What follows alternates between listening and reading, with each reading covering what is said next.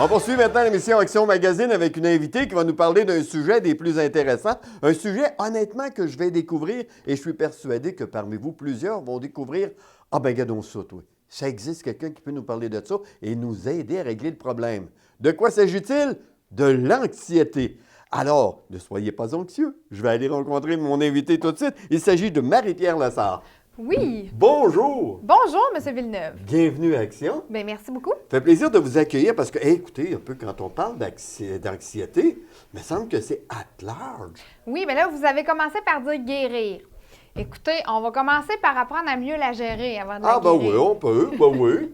Vous, c'est surtout ça? Comment gérer? Oui, comprendre son anxiété pour mieux la gérer au travail. C'est vraiment de l'anxiété au travail qu'on discute finalement. OK. C'est pas l'anxiété des gens, des fois, qui ont eu un nouveau-né à la maison ou des choses comme ça qui sont très anxieux. Ça, c'est un autre domaine. Ça, mais c'est surtout ce qui concerne le travail, c'est-à-dire les gens qui rentrent stressés, qui finissent leur journée stressée, qui traînent tout ça avec eux. Exactement. Donc, c'est vraiment le stress et l'anxiété au travail. Comprendre c'est quoi la différence entre les deux, puis être capable de se donner des outils finalement pour apprendre à mieux la gérer. Bien, ça me fait peur un peu quand vous parlez de ça, parce Oui. qu'une personne qui est anxieuse toute la journée, à un moment donné, bien, on va avoir des troubles de comportement, des troubles de sommeil.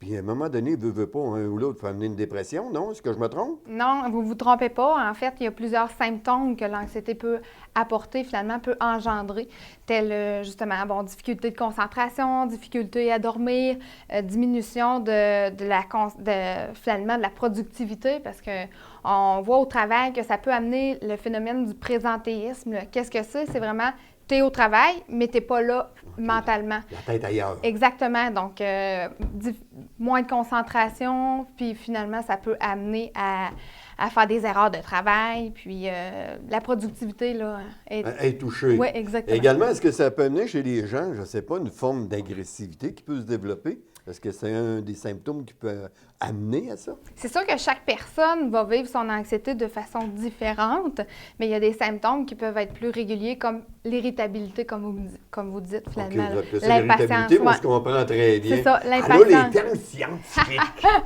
Les termes populaires, mais la scientifique, c'est aide. Puis vous donnez une conférence. Oui, exactement. Ça a lieu quand et où? Ça a lieu le 22 février. C'est un mercredi soir de 19h à 20h30 au Centre Castel.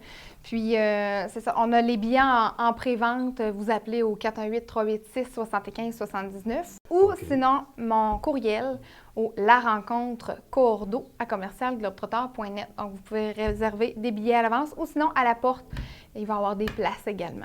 OK, ça, c'est une conférence d'une durée de combien de temps? De 19h à 20h30. Donc, oh mon Dieu, 1h30. 1h15 de conférence, puis une période de questions à la fin. OK, c'est intéressant. Est-ce que c'est une chose que vous avez touchée depuis un certain temps, de donner des conférences? Oui, bien, en fait, ça fait le programme de formation, conférence, ça fait quelques mois qui est mis en place. Okay. Mais à la rencontre, mon organisme pour lequel je travaille, finalement, qui est un organisme communautaire en santé mentale, ça fait quelques années là, qu'on donne des groupes d'échange sur l'anxiété puis qu'on parle d'anxiété au travail, finalement. Ça fait toujours peur, honnêtement, lorsqu'on dit santé mentale, on pense à maladie mentale, on parle d'une personne, on pense des fois que c'est irrécupérable. C'est faux, ça. La maladie mentale, je le dis toujours, la maladie mentale n'a pas de visage. Tout le monde peut... en fait, une personne sur 5 va vivre ou vit avec une maladie mentale, donc un diagnostic. C'est vraiment présent. Puis, justement, au niveau du travail, un Québécois sur 3 se dit assez ou extrêmement stressé au travail, qui, vous l'avez dit au départ, le stress peut engendrer finalement épuisement professionnel et même aller vers la dépression ou des problématiques physiques finalement. Alors, cette anxiété-là, elle se gère, elle se contrôle. Mais c'est important de comprendre. De tout comprendre, ouais, ça. Et vous serez là pour aider les gens, tout ça. Oui, en fait, comme je vous ai dit un petit peu tantôt, ça va être de comprendre c'est quoi l'anxiété, c'est quoi le stress, c'est quoi les causes.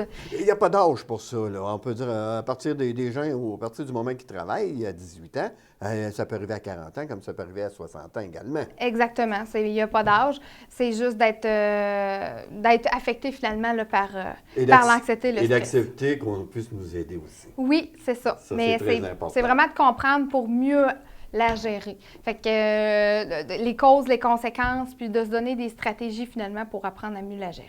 Merci beaucoup. Son nom, c'est Marie-Pierre Lessard, une conférence qui sera des plus intéressantes. On vous rappelle la date, c'est le 22 février prochain au Centre Castel. Ça débute à 19h. Merci. Merci beaucoup.